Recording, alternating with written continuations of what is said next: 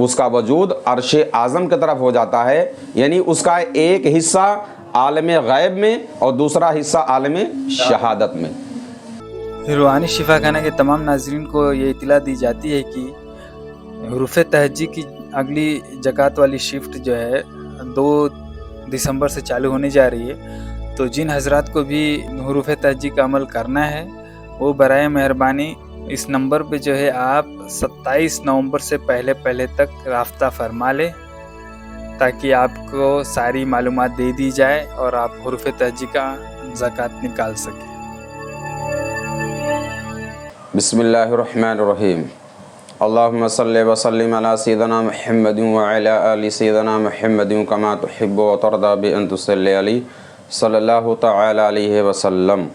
مرید کو پیر فیض کیسے پہنچاتا ہے، کس طریقے سے مرید جو ہے فیضیاب ہوتا ہے؟ پیر کے ذریعے، جبکہ دونوں دیکھنے میں دونوں ایک جسم ہی ہیں۔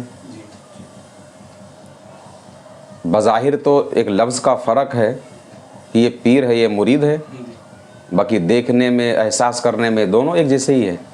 تو کیا کمال کی خوبی اس کے اندر ہے، کیا خوبی ہے جس کی وجہ سے اس کو فیض اس کے ذریعے ملتا ہے، یہ سمجھنے کی چیز۔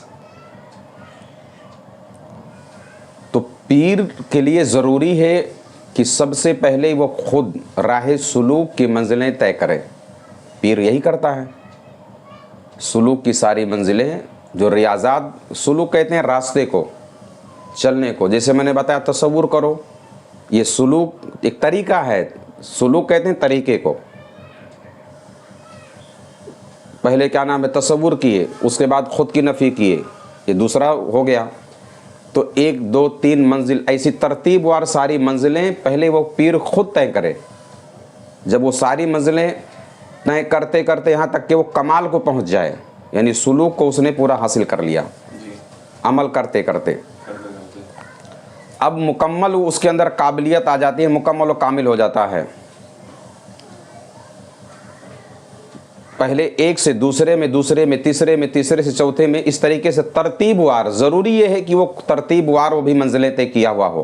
ظاہر سی بات ہے دنیا کا نظام ہے کہ پہلی کلاس پڑھو گے، پھر دوسری، پھر تیسری، ایسا تو نہیں، 12ویں پھر 8ویں، ایسا نہیں ہوتا۔ تو طریقت میں بھی ترتیب ہے کہ پہلے کیا کرانا ہے، تو ترتیب وار وہ ساری منزلیں ایک بعد دیگر طے کیا ہوا ہو، یہاں تک کہ وہ کمال کو پہنچ گیا جائے۔ کہاں پہنچ جائے؟ کمال کو۔ کمال کو پہنچنے کے بعد پھر وہ عروج و نزول کرتا ہے، یعنی جیسے کہ ایک ریاضت ہم نے آپ لوگوں کو بتایا جس کو سلطان سیر قادریہ کہتے ہیں، عروج کہتے ہیں جانے کو، اور نزول کہتے ہیں آنے کو۔ اب وہ اول خیال ریاضت عمل کر کر کے وہ عرش اعظم تک پہنچنے کی کوشش کرتا ہے، خیالات میں وہ عروج کر رہا ہے، اور دوسرا آ رہا ہے نزول کر رہا ہے، یہ آ رہا ہے جا رہا ہے، آ رہا ہے جا رہا ہے، ٹھیک ہے۔ اب اس کا تعلق اس عالم سے اس عالم میں رہ کر کے بھی بن چکا ہے۔ اب یہ یہاں تک کہ عروج اور نزول کرتا ہے، آتا اور جاتا ہے، پرواز کرتا پھر نیچے آتا، پرواز کرتا پھر آتا ہے۔ ان تمام منزلوں کو وہ قدم سلوک سے طے کر لیتا ہے، یعنی سلوک کے قدم کے ذریعے چل چل کر کے ساری منزلیں طے کر لیتا۔ اب اس کے بعد یہ طے کرنے کے بعد اس کے اندر ایک جذبہ پیدا ہو جاتا ہے، ایک کیفیت اس کے اندر آ جاتی ہے۔ کیفیت آنے کے بعد یہ اس کے وجود جو ہے وہ کیفیات کے اندر تبدیل، اس کے اندر وہ صفات آنا شروع ہو جاتے ہیں، جس کے نتیجے میں جب یہ سارے کمالات اس کے اندر آنا شروع ہو جاتے ہیں، یہ ساری کیفیات اس کے کیا نام ہے جذبے میں تبدیل ہو جاتی ہیں۔ بات سمجھ میں آئی؟ ہے تو ہماری آپ کی طرح، مگر اب یہ کچھ منفرد چیز اس کے لیے ہے، وہ عمل کر رہا ہے، ہمارے لیے الگ چیز ہے، لیکن وہ بھی اس میں محنت کر رہے ہیں۔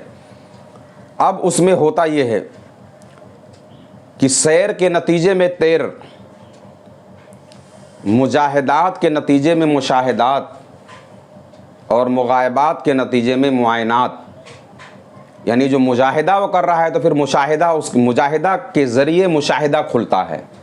جو 3 ترتیب میں نے بتائی، ایک کے بعد ایک کرنے سے دوسری منزل میں وہ داخل ہو جاتا ہے۔ جب تک مجاہدہ نہیں کرو گے تب تک آپ کا مشاہدہ نہیں ہونے والا۔ خالی سنی سنائی بول دو وہ الگ چیز ہے، آپ کو خود کر کے دیکھنا پڑے گا، برابر ہے۔ جب وہ خود سیر کرتا ہے تو پھر اس کے نتیجے میں پھر وہ طائر لاہوتی بنتا ہے، عالم لاہوت میں تب وہ پرواز کرتا ہے۔ پہلے اس کو خود قرب، بھئی کوئی پرندہ آپ نے دیکھا کہ ڈائریکٹ ابابیل کو چھوڑ کے کہ ڈائریکٹ گھونسلے سے اٹھا اور اڑ گیا؟ پہلے وہ کوشش کرتا ہے اڑنے کی، پھر جا کے۔ تو روحانی دنیا میں کیا ڈائریکٹ آپ اڑ جاؤ گے؟ نہیں اڑیں گا۔ یہ ساری چیزیں ہونے کے بعد پھر جب اس کا آنا جانا یہاں وہاں سے ہو جاتا ہے تو اس کا تعلق عالم غیب سے ہو جاتا ہے۔ کہاں سے؟ اس کا تعلق، چونکہ بار بار جا رہا آ رہا ہے، اس کا تعلق عالم غیب سے ہو جاتا ہے۔ اور عالم شہادت میں ہوتے ہوئے بھی یہ ہے عالم شہادت، اب اس کا تعلق عالم غیب اور عالم شہادت دونوں سے ہو گیا۔ کس سے ہو گیا؟ دونوں سے ربط ہو گیا۔ برابر ہے، عالم شہادت میں تو ہے وہ، اور ریاضات کے ذریعے وہاں بھی جا رہا ہے وہ، تو یہاں ہو کر کے بھی اس کا تعلق عالم غیب اور عالم شہادت دونوں سے ہو جاتا ہے۔ یعنی اب وہ خالق اور مخلوق کے ذریعے کے لیے ایک ذریعہ بن گیا، خالق اور مخلوق کے بیچ میں۔ برابر ہے، یہ بندہ خالق و مخلوق کے بیچ میں ایک ربط کا ایک وسیلہ بن گیا ہے۔ اب وہ ہے تو آپ جیسا ہی، مگر کام اس کا کچھ اور ہے۔ برابر ہے، آپ دن بھر کیا نام ہے دنیا میں ڈوبے رہتے ہو، لیکن وہ کیا نام ہے ریاضت کے ذریعے سیر بھی کرتا ہے، اوپر بھی جانے کی کوشش کرتا ہے، اس کا دل اللہ کی طرف لگا ہوا ہے، آپ کا نہیں لگا ہوا ہے۔ برابر ہے، تو اب وہ جو ہے خالق و مخلوق کے درمیان ایک مضبوط رابطہ بن چکا ہے۔ کیا بن گیا ہے؟ ایک بہت مضبوط رابطہ بن گیا ہے۔ اب اس سے جو مخلوق جڑی رہے گی وہ فیض یاب ہوگی، یعنی اس کا وجود اب عرش اعظم کی طرح ہو جاتا ہے۔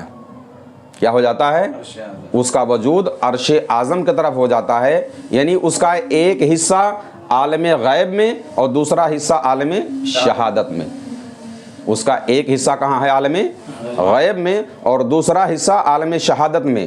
اب وہ عالم غیب سے فیض و برکات کو اخذ کر لیتا ہے اور عالم شہادت میں دیتا ہے۔ یہ ہے پیر کا کام۔ اس طریقے سے پیر جو ہے مرید پر فیض پہنچاتا ہے، عالم غیب سے لیتا ہے اور عالم شہادت میں پہنچاتا ہے۔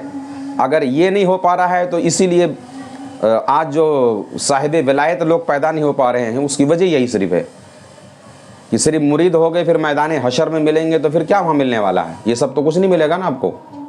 اب میں باتیں آپ سے عرض کر رہا ہوں تو اب اس سے ایک آپ کو فکر مل رہی کہ یار کہ ہم کو بھی ایسا کرنا چاہیے۔ اگر خلافت شدہ ہیں تو ہمارا ربط کیا نام ہے عالم غیب سے ہے، نہیں ہے تو اور کرو بھئی، نہیں ہے تو کرنا پڑے گا، نہیں تو یہ مخلوق پکڑ لے گی میدان حشر میں۔ اللہ تبارک و تعالیٰ کے بارگاہ میں دعا ہے مولا کریم صحیح معنوں میں سلوک کی تعلیم حاصل کر کے اس پہ چلنے کی توفیق عطا فرمائے، اور تمام اکابرین نے صوفیہ کی فیض و برکات سے ہم سب کو مستفیض فرمائے۔ آمین ثم آمین برحمتک یا ارحم الراحمین۔